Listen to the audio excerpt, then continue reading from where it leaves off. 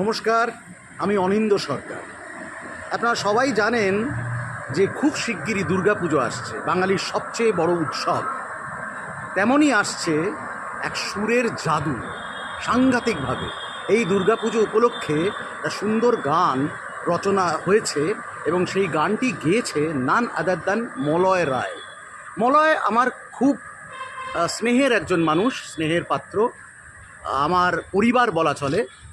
আমার সঙ্গে দীর্ঘদিন সহযোদ্ধা হিসেবে কাজ করেছে এবং তখন থেকেই ওর গান বাজনার চর্চা ছিল সাংঘাতিকভাবে, এবং সেটা আজকে ফলপ্রসূ হয়েছে অন্যভাবে।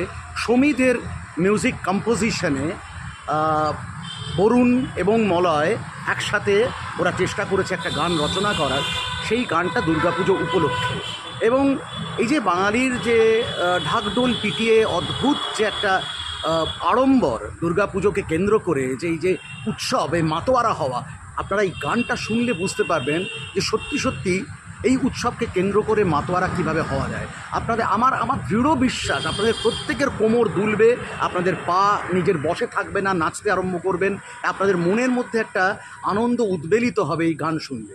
তো আপনারা প্রত্যেকে এই গানটি শুনবেন, এর সঙ্গে যে ভিজুয়াল আছে সেটা দেখবেন, এবং আগামী দিনে আমি মনে করি এই গানটা একটা বিশাল হিট হতে চলেছে।